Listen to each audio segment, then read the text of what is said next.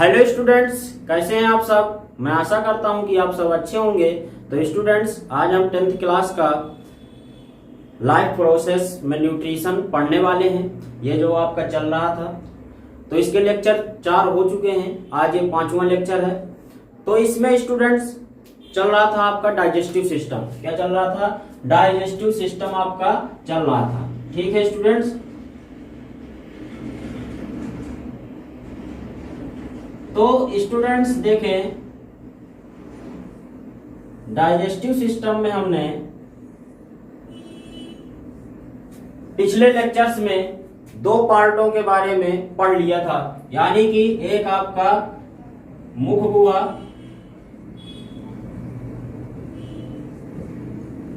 दूसरा आपका ग्रसनी यानी कि फेरिंग्स। आज स्टूडेंट्स तीसरे पार्ट को हम पढ़ेंगे जिसका नाम है इसोफेगस।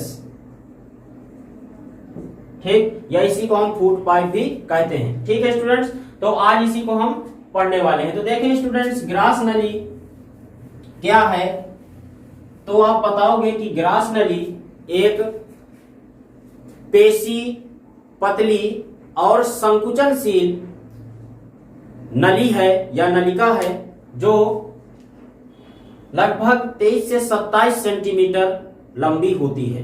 ठीक है स्टूडेंट्स, क्या है? पेशी है, संकुचनशील है और एक पतली नलिका है जो 23 से 27 सेंटीमीटर होती है। ठीक, तो स्टूडेंट्स देखें, अगर हम बात करें तो ये मान लीजिए आपकी ग्रास नली है। ठीक, इस प्रकार से। तो इस ग्रास नली में क्या होगा कि आपका जो ग्रसनी का पीछे वाला भाग है वो आके इसमें खुलेगा। ठीक, और इसके बाद स्टूडेंट्स ये जाके नीचे अमाशय से जुड़ा होगा। किससे? अमाशय में जाके आपकी ग्रास नली खुलेगी। ठीक, ये मान लीजिए आपकी ग्रास नली है, ये आपका अमाशय, तो यहां जाके अमाशय में ये खुलेगी। ठीक है स्टूडेंट्स, तो ग्रास नली जो होती है तो स्टूडेंट्स उसमें कोई ग्रंथियां तो नहीं पाई जाती हैं, लेकिन इसमें एक चिपचिपा श्लेष्म होता है। क्या होता है? एक चिपचिपा श्लेष्म होता है जो कि क्या करता है स्टूडेंट्स, भोजन को बहुत ही आसानी से चिकना बना देता है। ठीक, जो फिसलता हुआ अमाशय तक पहुंच जाता है। ठीक है स्टूडेंट्स, इसमें स्टूडेंट्स एक क्रिया होती है जिसको हम कहते हैं क्रमाकुंचन की क्रिया। ठीक, पेरिस्टालसिस कहते हैं। तो क्रमाकुंचन की क्रिया क्या है कि मान लीजिए ये आपकी ग्रास नली है। अब इस ग्रास नली में स्टूडेंट्स ये आपका भोजन आ गया। ठीक, ये बोलस एक आया आपका भोजन का। तो अब ये स्टूडेंट्स जैसे जैसे आगे बढ़ता जाएगा, मान लीजिए ये यहां आ गया, तो ये जो आपका ग्रास नली है वो ऐसे संकुचित होती जाएगी। यानी कि जैसे जैसे ये आगे बढ़ेगा वैसे वैसे संकुचित होती चली जाएगी। ठीक, यानी कि यहां पर है तो ये ऐसे संकुचित रहेगा। ठीक, इसके बाद स्टूडेंट्स ये आगे आएगा, जैसे ये आगे आएगा तो फिर यहां पर ये, और ये जो पीछे के हैं ये आपके बराबर होते जाएंगे। जैसे जैसे स्टूडेंट्स अगर हम बात करें कि जैसे आपने खेतों में देखा होगा कि एक पतला जो है पाइप पड़ा होता है जिसमें पानी जो है दिया जाता है खेतों में, तो उसमें आपने देखा है कि पहले जो है वो बिल्कुल पतला सा पड़ा होगा और जैसे ही हम उसमें पानी खोल देते हैं तो क्या होता है, बहुत तेजी के साथ आगे बढ़ता हुआ चला जाता है। तो जैसे जैसे स्टूडेंट्स देखा होगा आपने कि पानी आगे बढ़ता है वैसे वैसे वो फूलता हुआ चला जाता है। ठीक, तो सेम इसी प्रकार से इसमें होता है कि ये जो है पतली खोखली संरचना है जो वो ऐसे बिल्कुल उसी जो है पाइप के समान पड़ी रहती है और जैसे जैसे स्टूडेंट्स भोजन आगे बढ़ता जाता है वैसे वैसे वो उस जगह पर फूल जाएगी और फिर पीछे फिर वैसे ही समान तरीके से हो जाती है। इसीलिए स्टूडेंट्स इसको हम पेशी और संकुचनशील बोल रहे हैं। ठीक, तो ये आपको समझ में आया स्टूडेंट्स, क्रमाकुंचन की क्रिया क्या है। ठीक, और इसोफेगस यानी कि ग्रास नली क्या है। ठीक है स्टूडेंट्स, ग्रास नली जो होती है वो 7 लेयर्स से जो है ढकी होती है, यानी कि इसमें 7 जो है स्तर होते हैं अलग अलग जो है ऊतकों के। तो स्टूडेंट्स ये आपका हो गया ग्रास नली। अब इसके बाद हम चौथा नंबर पढ़ेंगे अमाशय। तो स्टूडेंट्स अब देखें अमाशय हम पढ़ेंगे तो देखें स्टोमक में क्या होता है, पहले तो ये समझ लीजिए स्टोमक जो होता है वो लगभग 25 सेंटीमीटर एक चौड़ा थैली नुमा रचना होती है जो कि जे के आकार, ठीक किस आकार का, जे के आकार का, यानी कि ये ऐसे जे के आकार का होता है। ठीक अंग्रेजी का जो जे होता है उसके आकार का यह होता है। ठीक तो क्या क्या बताया मैंने कि यह है लगभग 25 सेंटीमीटर एक चौड़े थैले नुमा संरचना है जो जे के आकार का होता है। ठीक है स्टूडेंट्स, इसमें जो है क्या होता है कि बहुत से जठर ग्रंथियां पाई जाती हैं जो क्या करती हैं, जठर रस का श्रावण करती हैं। ठीक यानी कि गैस्ट्रिक ग्लैंड्स पाई जाती हैं जो कि क्या करती हैं, गैस्ट्रिक जूस का सिक्रीशन करती हैं और लगभग इसमें इसकी जो दीवार है ये दीवार इस वाल में लगभग 3.5 करोड़ ग्रंथियां पाई जाती हैं। ठीक जो क्या करती हैं, HCl का श्रावण यानी कि HCl, इसके बाद पेप्सिन और लाइपेज।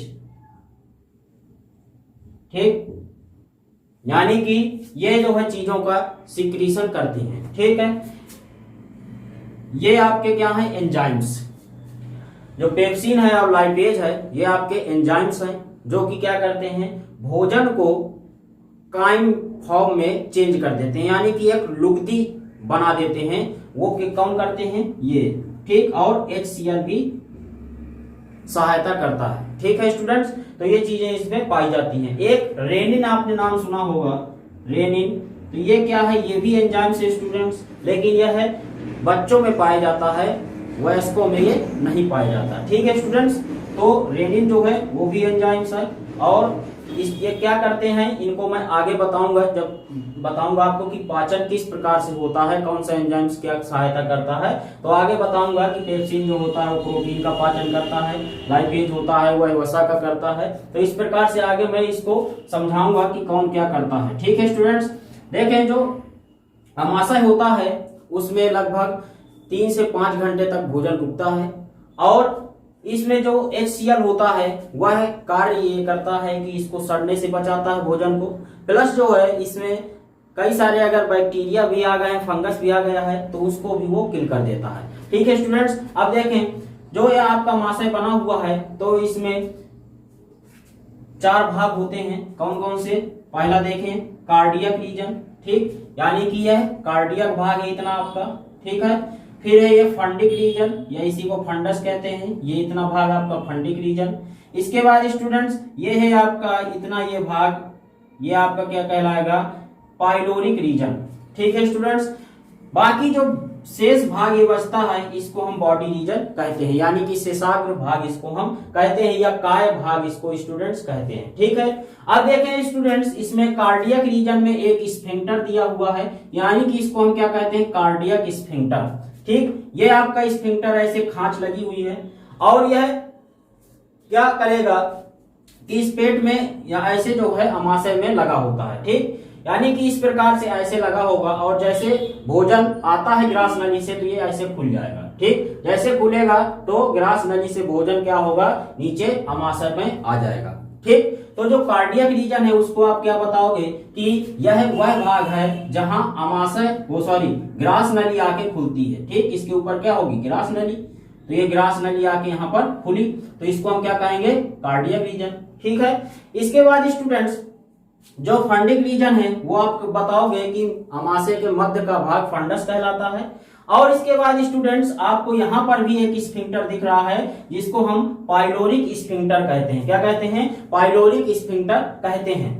देखिए जब ये बॉडी रीजन में स्टूडेंट्स भोजन 3 से 5 घंटे तक रहता है तो इसमें जो जठर रस है वो जो है एंजाइम्स सीक्रेट करता है। इसके बाद स्टूडेंट्स इसमें एक यांत्रिक जो है यानी कि मैकेनिकल जो आप जो है कह सकते हैं कि मैकेनिकल डाइजेशन भी होता है, जो क्या करता है स्टूडेंट्स, इसको ये पेशी संरचना है तो इसको क्या करेगा, वो चारों तरफ से इसको क्या करता है, दबाव डालता है। ठीक, और इसके बाद स्टूडेंट्स इसमें केमिकल भी प्रोसेस हो रही है, यानी कि एंजाइम्स भी सीक्रेट हो रहा है, तो इसमें काइम बन जाएगा। यानी कि काइम हम किसको कह रहे हैं, लुगदी फॉर्म को, यानी कि गोंद की तरह बिल्कुल लसलसा जो है आपका भोजन बन जाएगा। और वह फिर क्या होगा स्टूडेंट्स, यहाँ से होता हुआ यहाँ नीचे छोटी आंत में चला जाएगा। कहाँ चला जाएगा स्टूडेंट्स, छोटी आंत में पहुंच जाएगा। ठीक है स्टूडेंट्स, ये छोटी आंत में ऐसे ये ग्रहणी भाग है, यहाँ भोजन जो है काइम के रूप में यहाँ पहुंच जाएगा। ठीक है स्टूडेंट्स, तो आप बताओगे कि पाइलोरिक रीजन क्या है, जो यह है पाइलोरिक रीजन छोटी आंत के ग्रहणी भाग में खुलता है। ठीक, अमाशय का वह भाग जो छोटी आंत के ग्रहणी भाग में खुलता है उसको हम क्या कहेंगे स्टूडेंट्स, पाइलोरिक रीजन कहते हैं। ठीक है, बात समझ में आई।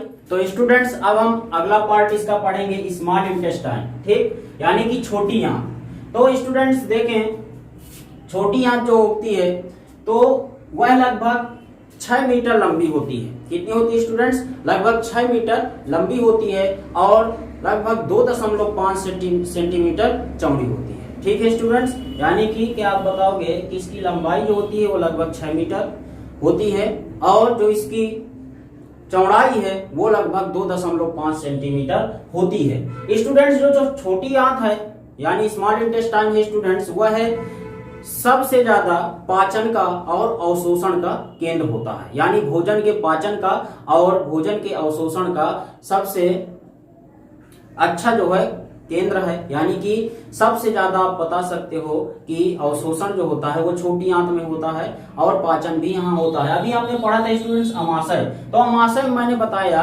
कि उसमें आंशिक पाचन होता है। कैसा होता है, बहुत थोड़ी पाचन उसमें होता है, बाकी जो काम होता है वह इसमें होगा ग्रहणी में। यानी कि छोटी आंत के शुरुआती भाग में सबसे ज्यादा पाचन होता है। ठीक, यानी कहने का मतलब ये है कि अगर हम बात करें छोटी आंत के, तो छोटी आंत में लगभग 3 भाग होते हैं छोटी आंत के। एक आपको ये सी के आकार की संरचना, ये सी के आकार की संरचना दिख रही है, यहां से आपका क्या हो जाएगा अमाशय।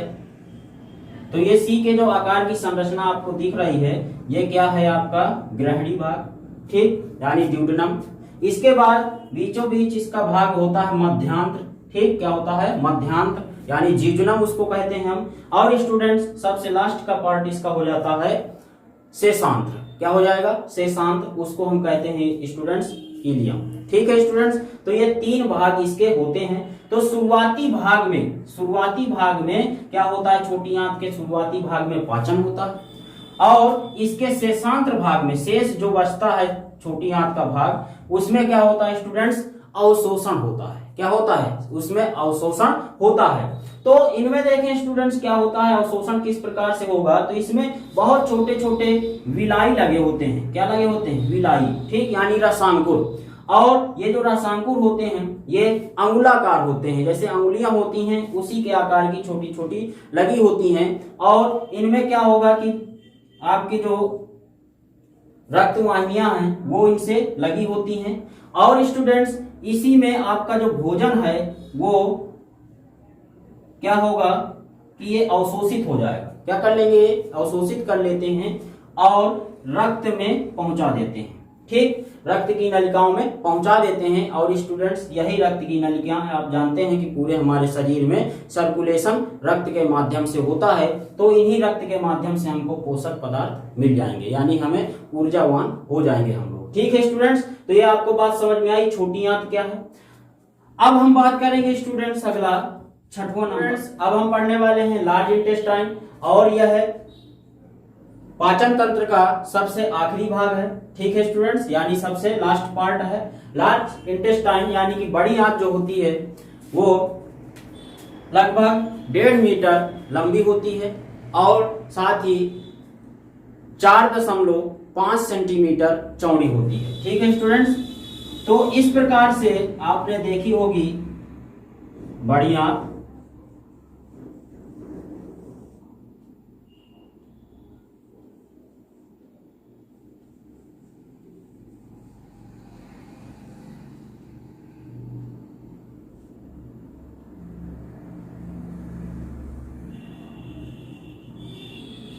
ठीक है स्टूडेंट्स, इस प्रकार से आपने बड़ी आंत देखी है।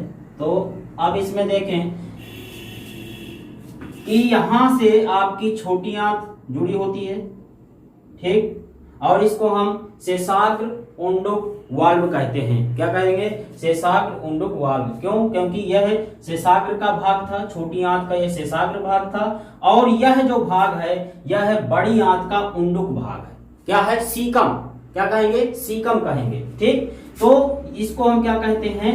शेषाग्र उंडुक वाल्व या कपाट, ठीक। और यह क्या होता है कि बड़ी आंत में जाके खुलता है और भोजन जो है छोटी आंत से इसी वाल्व के द्वारा बड़ी आंत पर आता है स्टूडेंट्स, ठीक। तो अभी बात कर रहे हैं इसकी। तो देखें, जो बड़ी आंत है तो वो क्या है कि उसमें भोजन जो होता है वो पूरी तरह से जो पच चुका है छोटी आंत में, तो अब इसमें भोजन नहीं पचेगा, जबकि इसमें जल और जो खनिज लवण हैं, ठीक, लवण होते हैं, सॉल्ट्स हैं, वो इसमें उनका पाचन होता है, ठीक है स्टूडेंट्स। जो अपचित भोजन होता है वो इसी के माध्यम से गुदा से होते हुए बाहर निकल जाता है, ठीक है स्टूडेंट्स। तो इसमें जल का पाचन होता है और लवण का पाचन होता है, ठीक है स्टूडेंट्स। अब देखें, अगर हम बात करें स्टूडेंट्स, तो इसमें क्या होता है कि 3 भाग होते हैं इसके भी। कितने? 3 भाग, ठीक। एक आपको मैंने ये बताया, इसको हम क्या कहते हैं? सीकम यानी कि उंडुक। आपको ये यू के आकार के, उल्टे यू के आकार की ऐसी रचना दिख रही है, इसको हम कहते हैं स्टूडेंट्स, जो रचना दिख रही है इसको हम स्टूडेंट्स कहते हैं कोलन। क्या कहते हैं? कोलन, ठीक। इतना भाग आपका ये पूरा क्या हो गया? कोलन हो गया। इसके बाद स्टूडेंट्स आपको ये जो भाग दिख रहा है इसको हम कहते हैं मलाशय। क्या कहेंगे? मलाशय, ठीक। 3 भाग हो गए, एक उंडुक या सीकम, एक कोलन और तीसरा मलाशय, ठीक, या इसी को हम कहते हैं रेक्टम, ठीक है स्टूडेंट्स। तो ये आपके 3 भाग इसके भी हो गए। अब देखें स्टूडेंट्स, इसको हम कहते हैं अपेंडिक्स। ये जो निकला हुआ है इसको हम कहते हैं अपेंडिक्स। और यह क्वेश्चन बहुत कंफ्यूजन वाला होता है। पूछा जाता है कि मानव में कृमि रूप परिशेष का किसका भाग है? मानव में कृमि रूप परिशेष का किसका भाग है? तो उसमें आता है छोटी आंत, बड़ी आंत, ठीक, ऑप्शन में दिए रहता है। तो उसमें बहुत कंफ्यूजन रहती है कि किसका भाग है। तो आपको भूलना नहीं स्टूडेंट्स, यह बड़ी आंत का भाग है। किसका? बड़ी आंत का, ठीक। यह जो होता है कृमि रूप परिशेष का, इसको हम स्टूडेंट्स कहते हैं कृमि रूप परिशेष का जो होती है ये, तो ये अपेंडिक्स कहलाती है। क्या कहलाती है स्टूडेंट्स? अपेंडिक्स, ठीक। ये जो अपेंडिक्स होती है यह मानव में एक जो है अवशेषी अंग होता है। क्या होता है स्टूडेंट्स? अवशेषी अंग होता है, जिसमें क्या होता है कि अगर कभी भोजन के कण इसमें स्टूडेंट्स चले गए, पहुंच गए, तो ये फूल जाती है यानी सूज जाती है, ठीक। और इसी को हम एपेंडिसाइटिस रोग कहते हैं। क्या कहते हैं? एपेंडिसाइटिस रोग कहते हैं स्टूडेंट्स, ठीक। तो ये आपको बात समझ में आई। इसके बाद स्टूडेंट्स इससे भोजन यहां पहुंचेगा कोलन भाग में और फिर इसके बाद मलाशय में आके एकत्रित हो जाता है स्टूडेंट्स, ठीक। और मलाशय से फिर ये आपका गुदा द्वार होता है, एनल, ठीक। तो इसको इससे जो है क्या होता है फिर भोजन बाहर निकल जाता है, अपचित भोजन इससे बाहर निकल जाता है, ठीक है स्टूडेंट्स। तो ये बात समझ में आपको आई। तो अब जो है यहां तक आपका ये डाइजेस्टिव सिस्टम का जो पाचन तंत्र है, तो ये हमने अभी तक आहार नाल खत्म की है, यानी कि एलिमेंट्री कैनाल खत्म की है।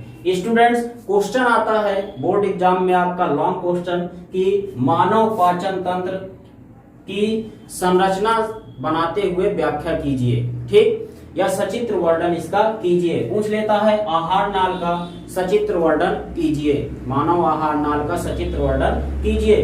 तो स्टूडेंट्स आपको पूरे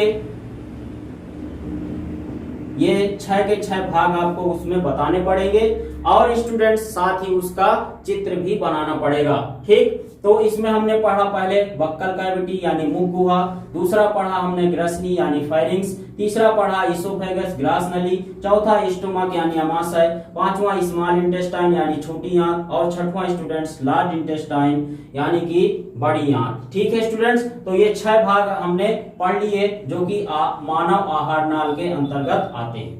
ठीक है स्टूडेंट्स, अब इसके बाद हम अगले वीडियो में नेक्स्ट जो लेक्चर होगा 6वां लेक्चर, उसमें हम पढ़ेंगे कि पाचन होता किस प्रकार से है, आखिरकार उसमें एंजाइम्स जो होती हैं और जो हार्मोन्स होते हैं वो किस प्रकार से कार्य करते हैं, तो उसको हम स्टूडेंट्स अगले लेक्चर में डिस्कशन करेंगे।